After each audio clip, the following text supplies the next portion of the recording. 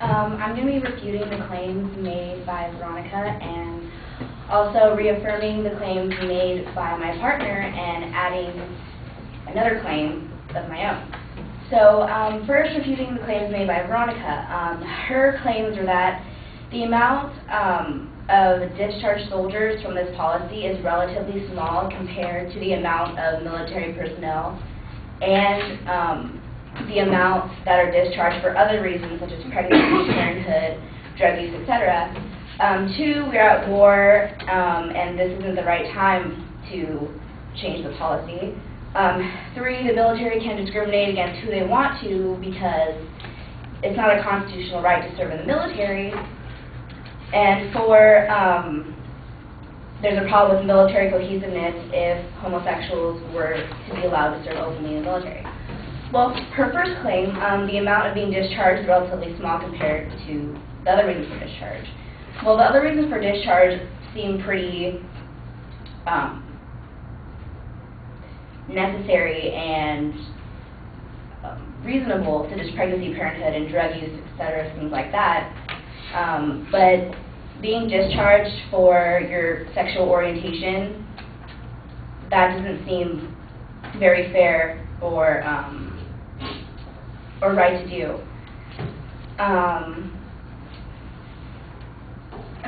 Okay, and her second claim that we're at war. We do need more soldiers right now, and right now would be the right time to change because a lot of soldiers have been discharged from the military that held critical positions.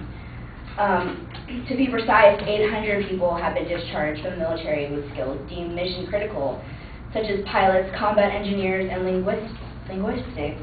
These are very specialties for which the military has faced personnel shortfalls in recent years. For example, according to AmericanProgress.org, by the end of fiscal year 2003, a few months after the fall of Baghdad, the military had forced out more than 320 service members with vital language skills such as Arabic and Farsi. These are very critical specialties in which the military continues to face personnel shortfalls. So there obviously are people out there that can fill these positions, but they aren't allowed to serve in the military because of their sexual orientation, which doesn't really make any sense. Third, the military can discriminate against who they want to. That really doesn't seem right at all. I mean, at one point, African Americans couldn't serve in the military because white people were uncomfortable, but now it would be unheard of if someone gets turned away from the military for their race. It's just not, just because they want to create the best possible force. I mean, just because you're homosexual doesn't mean that you're not able to serve to the best ability or be incapable of serving as well as a heterosexual would. As far as military cohesiveness, there really isn't a problem with military cohesiveness. Right now, military personnel know that there are gays serving with them because of the Don't Ask, Don't Tell policy. They just don't know who, but yet there still aren't any problems with military cohesiveness right now, even though they know that there are gays serving with them. So obviously that isn't a problem. This policy sends the wrong signal to the young people, straight or gay, that the military is trying to recruit, which also hurts the military. It tells them that the military is an intolerant place that does not value what they're supposed to value, which is namely diversity, fairness, and equality. What's more, military recruiters face generalized hostility and opposition everywhere from high schools to colleges and law schools over the issue of discrimination against gays. So the Don't Ask, Don't Tell policy has been so unpopular that universities around the country have attempted to ban soldiers from recruiting on their campuses because of it. For example, an organization in Berkeley, California, known as Code Pink, even had recruiters thrown out of the city because they felt so strongly about the law.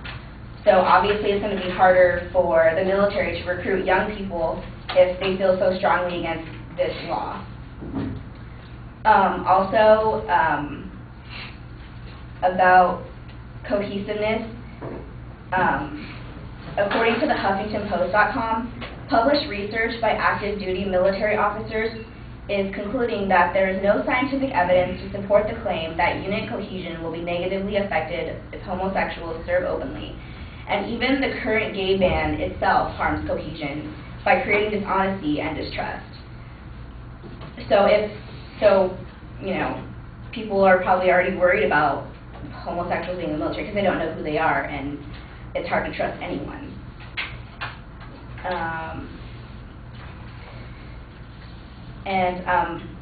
I'd like to add that a 2009 opinion poll done by ABC Washington Post found increasing civilian acceptance of gays in the military. 75% of Americans in the poll said gay people who are open about their sexual orientation should be allowed to serve in the military, up from 62% in 2001 and 44% in 1993.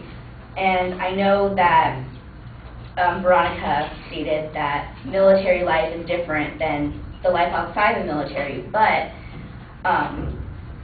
Washington Post and ABC News poll shows that 73% of military personnel are also comfortable with lesbians and gays serving openly in the military. So obviously the people that are in the military really don't have that much of a problem with it, and why should we discriminate against a whole group of people just because, 27% aren't okay with it?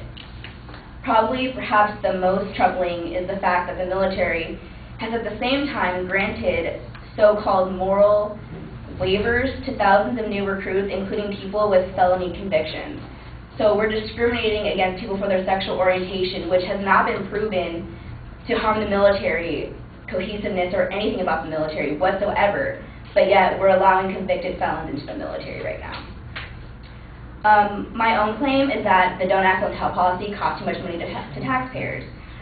The Government Accountability Office says that Don't Ask, Don't Tell costs taxpayers $190 million over the first 10 years, and it's been around for 17. But however, a blue ribbon panel commissioned by the Palm Center at the University of California, Santa Barbara, faulted the figure as too low. The panel, which included former Defense Secretary William Perry, set the price tag around $363.7 million, factoring in the cost to recruit, train, and then discharge gay troops. That comes out to like, $30,000 per troop that they discharge. So it is evident that this policy does not make sense financially, and by acting in a discriminatory fashion, it certainly does not make sense morally.